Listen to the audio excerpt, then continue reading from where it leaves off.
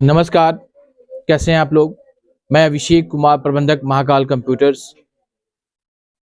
आज मैं इग्नू से रिलेटेड कुछ इंपॉर्टेंट अपडेट्स आप लोग को देने का प्रयास करूंगा। दिसंबर मंथ में जिन बच्चों ने एग्जाम्स दिए हैं उनके रिजल्ट्स के ऊपर मैं बात करूंगा। जुलाई 2023 सत्र वाले जो बच्चे हैं उनके असाइनमेंट्स के ऊपर मैं बात करना चाहता हूं। जुलाई 2022 सत्र वाले जो बच्चे हैं उनके सेकेंड ईयर के असाइनमेंट्स के ऊपर बात करूंगा और जुलाई 2021 सत्र वाले जो बच्चे हैं उनके असाइनमेंट्स के ऊपर बात करूंगा। और लास्ट में जिन बच्चों ने जुलाई 2022 में एडमिशन लिए हैं वो अभी तक अपना सेकेंड ईयर का एडमिशन नहीं कराए हैं, वैसे तमाम बच्चे जनवरी 2023 सत्र में जिन बच्चों ने एडमिशन लिए हैं उनके सेकेंड ईयर के एडमिशन के ऊपर और जनवरी 2022 सत्र में जिन बच्चों ने एडमिशन लिए हैं उनके थर्ड ईयर एडमिशन के ऊपर भी मैं बिल्कुल शॉर्ट में आप लोगों से बात करूंगा। इस वीडियो को कंप्लीट लास्ट मोमेंट तक अगर आप देखेंगे तो आपको काफी कुछ इग्नू से रिलेटेड समझ में आ जाएगी। और जो अभी इग्नू में नए एडमिशन चल रहे हैं इसकी लास्ट डेट क्या एक्सटेंड हुई है क्या, मैं इसके ऊपर भी बात करूंगा। तो चलिए बिना देरी की वीडियो को स्टार्ट करते हैं। फर्स्ट ऑफ ऑल ऐसे तमाम बच्चे जिन्होंने दिसंबर 2023 में अपनी परीक्षाएं दी थी, अगर उनका 50 मार्क्स का कोई पेपर है, अगर उसमें 18 नंबर आ गया है तो बच्चे पास हैं। अगर 50 मार्क्स का पेपर है, 18 से कम नंबर है तो उस पेपर में आप फेल हैं। ध्यान से सुन लीजिए, 50 नंबर के पेपर में 18 नंबर पासिंग मार्क्स है और 100 नंबर का जो पेपर है इसमें 35 पासिंग मार्क्स है। तो ऐसे काफी बच्चे हैं जो एक पेपर है BEVAE 181 जिसके बारे में मैंने पहले भी सचेत किया था। इग्नू रिजल्ट डिक्लेयर कर रही है। इस पेपर में मैंने देखा है 30% से ज्यादा बच्चे अभी भी फेल हो रहे हैं। ये जो इग्नू स्टूडेंट्स हैं उनको समझ में आती नहीं है। मैंने पहले से भी बच्चों को सचेत किया हुआ है, गाइड किया हुआ है कि ये ऑब्जेक्टिव मोड में इसके पेपर्स आते हैं। इसमें 30%, 25% तो कहीं नहीं गया, 30% तक के बच्चे फेल हो जाते हैं इसमें। इस पेपर को हिंदी में बोलते हैं पर्यावरण अध्ययन, इंग्लिश में इन्वायरमेंटल स्टडीज, और जो इसका कोड है BEVAE 181। ये बिल्कुल ऑब्जेक्टिव टाइप में इसमें क्वेश्चंस पूछे जाते हैं। आपको ऑप्शन में 4-5 ऑप्शन दिए जाते हैं, उसमें से एक ऑप्शन के ऊपर आपको टिक करना होता है। जो भी इग्नू से रिलेटेड बच्चे हैं, जो फर्स्ट ईयर वाले हैं, ये पेपर कंपल्सरी पेपर है। यानी जो BAG वाले बच्चे हैं, BSc वाले जो बच्चे हैं, BCom वाले बच्चे हैं, ये पेपर कंपल्सरी पेपर है। इस पेपर को ध्यान से पढ़ेंगे। और सबसे बड़ी बात है, इस पेपर में रीचेकिंग का ऑप्शन नहीं होती है। रीचेकिंग का मतलब अगर आप एक बार फेल हो गए तो आपको दोबारा एग्जाम देना पड़ेगा इस पेपर में। इसका कोई और शॉर्टकट रास्ता नहीं है। क्योंकि ये ऑब्जेक्टिव मोड में है, इसका जो आपका कॉपी होता है आंसर बुक, ये कंप्यूटराइज्ड इसकी चेकिंग होती है। तो ध्यान से सुन ले। और अगर 100 नंबर का कोई पेपर है उसमें अगर आपका 35 नंबर आ गया यानी 35 नंबर है, उसमें पास हो गए हैं आप। कई ऐसे बच्चे हैं जो हमारे नंबर पे कंटिन्यू कॉल कर रहे हैं, सर मैंने काफी कुछ लिखा था फिर भी फेल हो गया है। तो देखिए आपने क्या लिखा है क्या नहीं लिखा है ये आपको पता है। कॉपी की चेकिंग हम लोग नहीं करते हैं। कॉपी की चेकिंग बिहार से बाहर आपकी कॉपी भेजी जाती है, वहां के संबंधित टीचर चेक करते हैं बिल्कुल पारदर्शिता के साथ, यानी बिल्कुल ट्रांसपेरेंसी के साथ कॉपी चेक की जाती है।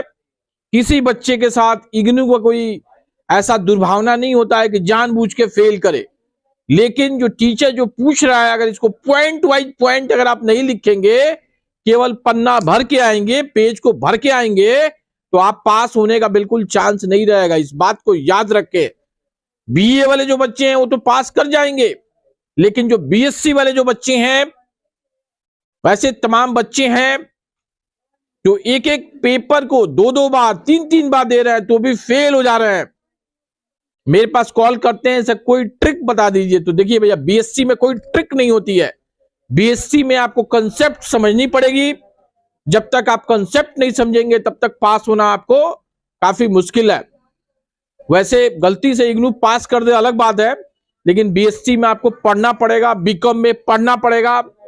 जो बीए वाले बच्चे हैं उसमें आप पन्ना भर दीजिएगा तो हो सकता है आपको टीचर पास कर दे, 50-50 का चांस है उसमें।